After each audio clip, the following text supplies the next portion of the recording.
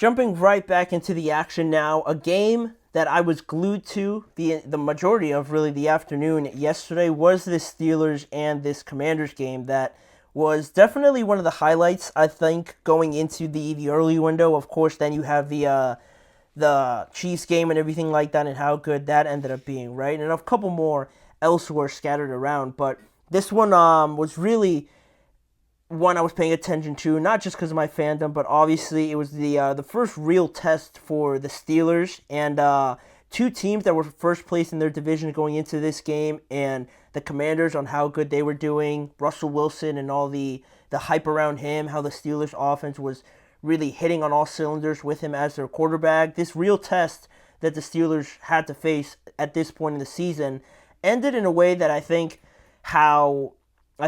most Steelers fans have become accustomed to, and I think just how Mike Tomlin really loves watching these games come down to, one, their defense making plays, making big stops, and getting everyone involved and hyped up and everything like that, but also great quarterback play. We haven't seen that combination truly since Big Ben Roethlisberger obviously retired, and the Steelers haven't had that great defensive performance along with Ben making plays, right? And they really just had to rely on the defensive side of that, right? Where their defense makes big stops, and you're really left wondering with their quarterback situations in the past whether or not they were going to be able to step up in these big moments. But evidently, they have a guy now that they're able to rely upon as well. And I'll speak about that more in just a second. But just in the context of this game, the Steelers won by 1 point, 28-27, to go now to 7-2. Washington loses for the first time in about a month. Now they go to 7-3 and drop to second place in the NFC East after Philadelphia defeated the Cowboys, so it drops them down one spot. And funny enough, the Commanders' last loss overall was to an AFC North team in the Ravens. Also, that one was a close game, and Commanders have lost. Two of their games have been to AFC North teams, so both evidently pretty good teams overall. So that is something. And this is the first home loss also for the Commanders this year as well. And it's a lot of firsts in this game. This is the first game also that Russell Wilson threw his first interception since he was with the Pittsburgh Steelers. Jeremy Chin intercepted him in the third quarter, I believe.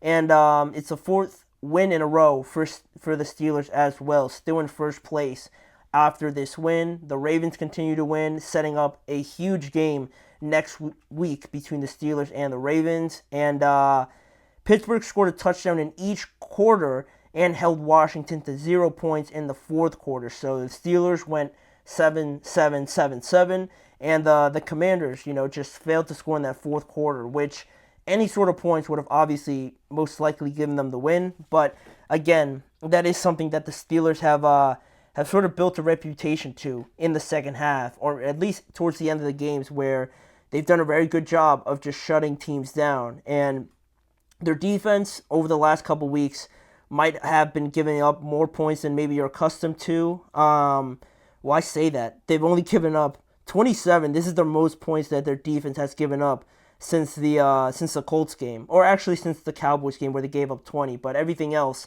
has been less than 20. So maybe not so much on that point, but it is something that is becoming a habit now for the Steelers defense. And overall, from the performances in this game, Russell Wilson didn't have a fantastic game. He was 14 of 28 for 195 yards, and I actually have that up here for you guys to also see. 3 touchdowns, 1 interception. He was sacked 3 times. Jaylen Warren actually led the team in yards. He had 66, while Najee Harris had 53 yards, and he scored the lone rushing touchdown for the Steelers. George Pickens had another impressive game. He had the most receptions on the team with 5, the most yards with 91, and he scored a touchdown. Mike Williams had 1 reception, 32 yards, where he scored what turned out to be the game-winning touchdown. And Pat Freiermuth also contributed with only 17 yards, but a touchdown and 3 receptions. And on the other side, the Commanders didn't play a bad game, honestly. Jaden Daniels had 202 yards, no touchdowns, and no real involvement in the rushing game, which is a huge credit to the Steelers defense. Jaden Daniels was 17 of 34 50% overall on the day. He was sacked 3 times in that game as well. And no Brian Robinson, which was a huge miss because of how big not only he is individually, but the combination of him and Austin Eckler really is a big point of emphasis for the Commanders on one thing that they've done a lot of improvement on. So him missing was a big hit, but still, the Commanders scored 3 rushing touchdowns, 2 of them to Austin Eckler, 1 of them to Jeremy McNichols, and Terry McLaurin was having a good day against Joey Porter Jr. He had a couple big receptions and a couple nice catches, 5 receptions for 113 yards to lead all receivers. But this game broke down in a very, back and forth game, very entertaining, 100%, between 2 teams that you'd expect to kind of put on this performance, 2 first-place teams in their division. And the Steelers actually led in this game on the road after George Pickens had that crazy touchdown to lead 7-0. Then they tried a fake field goal, and some people don't really like it. Some people think that it's just a way to kind of to do too much in that scenario, but I didn't hate it. He was so wide open. James Pierre was the player that dropped it. He was so wide open because the defender kind of ran into the pile to kind of add an extra rusher to try and block the punt. And I actually like that call because if he catches it, no one's saying anything, and he was wide open. He just dropped it. So, yeah, of course it came back to bite them, and the Commanders capitalized by scoring a touchdown, but in hindsight, you only take hindsight into account when it's so obvious like that. Like, he had nobody around him, and he just dropped it. They were saying how he had practiced that, or they'd practiced that throughout the week. So I didn't hate it, and still the Commanders tied it up 7-7. And from that point on, the Steelers scored again in the second quarter, like we talked about. Pat Freiermuth scoring that one, but Washington, really from that point on, they cut it to 14-10 before executing a 15-play, 94-yard touchdown drive to then lead at halftime, 17-14 after that touchdown, which was a killer because the Commanders got the ball to start the second half and they scored again.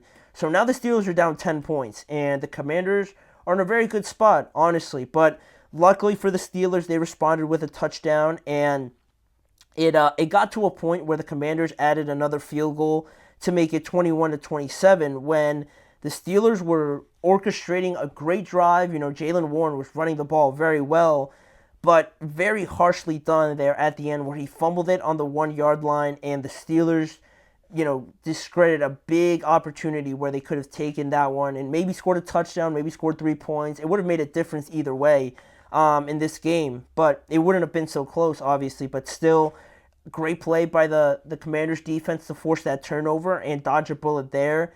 And they end up doing nothing with it, and Pittsburgh get the ball back there once they forced that punt, and that's when Mike Williams scored the touchdown to make it 28-27. And the Commanders still, for a young team, really in their first year of all these new pieces, they were executing a good drive, and it got to 4th down where the controversy popped up, right, where the spot was a little bit dodgy. Some people thought he got a first down.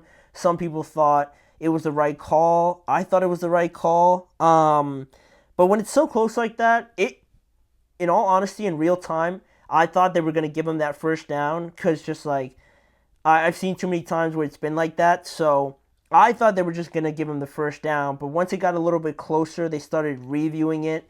And it's huge. It's huge because of the fact that they called it short of a first down. If they called it a first down and then they reviewed it, I think there wasn't enough evidence to overturn it either way. So the Steelers were pretty fortunate there that they called it short because the evidence wasn't really telling, other than the fact that Zach Ertz's knee was down and DeMonte Casey's hand actually touched him.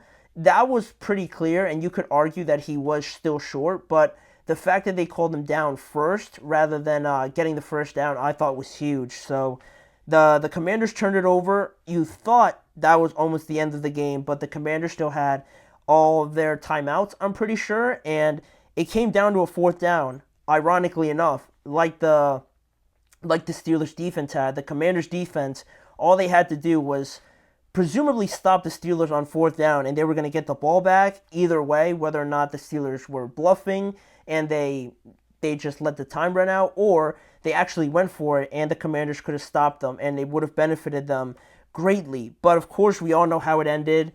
The hard count got rookie defensive lineman Jerzon Newton to jump off sides, and the Steelers sideline went crazy. That was the end of the game because the Commanders didn't have any more timeouts, obviously, and the Steelers escaped with a 1-point victory. And overall, the Steelers held Jaden Daniels to 3 carries for 5 yards, the lowest all season for them. So they really made it a point of emphasis to mitigate the rushing game for Jaden Daniels. And what's become a trend with this Steelers defense, like I said before, in the second half, where they come up in big moments, the Steelers now have outscored their opponents 135-55 in the second half. They have a plus 80 scoring margin, which leads the NFL in that category. And it's, again, I want to make sure I emphasize that it's not just this season where all of a sudden their defense is coming up with big stops, they're holding teams in the second half. That's been there, but now I feel like you have a guy like Russell Wilson who can execute in those high pressure moments and have the same level of high execution as this defense, where this defense makes a stop and Russell Wilson knows how great of an opportunity that is, and he understands that, all right, they got the ball back for me, I'm going to go execute. And he's been in those moments, obviously Super Bowls, big game-winning, game-tying drives and things like that, conference championships and whatnot with the Seahawks, playing with a similar style of great defense, great running attack like he had in Seattle. He's been in these moments, so now I think that's what's really, I think, emphasized this relationship with Russ and why he's playing so good is because of how much it resembles the Seahawks days. And maybe the Steelers defense isn't the Legion of Boom, obviously, historically, but it has a similar, sort of blueprint. And I think Russell Wilson now is why this Steelers team is not only executing more in these critical moments, but they've completed the puzzle with Russell Wilson. So that's been extremely pleasant to see because I've seen the Steelers mess up a bunch of those drives just this year with the mishandled snap with Justin Fields against the Colts. That was obviously huge. So having a guy like Russ is obviously massive for them. And with the extremely low turnovers also, this team has really stopped hurting themselves. And again, in this Washington game, there was a lot of penalties by, the corners with holding calls and face masks and things like that didn't help themselves out too much. But on offense, mainly, like I said, they're not really hurting themselves where they're taking sacks on second down, or they're missing assignments where someone comes unblocked, or they have those penalties, like I said, that puts them behind the chains. There's not confusion on routes or anything like that. That's where, again, the level of calmness, experience that comes with Russell Wilson has painted this picture of the Steelers and how well they're executing in late game situations. And that's exactly how I think they like to win. All in all, Mike Tomlin, the defensive mind that he is, knowing that he has a great defense and now a quarterback that can execute at this high level, sort of like Big Ben did for them as well a couple years ago. It's the Steelers are feeling as good as anybody, and are they contenders? We're not going to answer that question now, but this was definitely a big win for them. So all in all, we'll leave that topic there. We have a couple more to get to on today's show. One of them, we're going to talk about the Chicago Bears and the Patriots game, and just what we took away from that, mainly from the Chicago Bears and what they need to do going forward. So stick with us. We'll be right back in just a few seconds.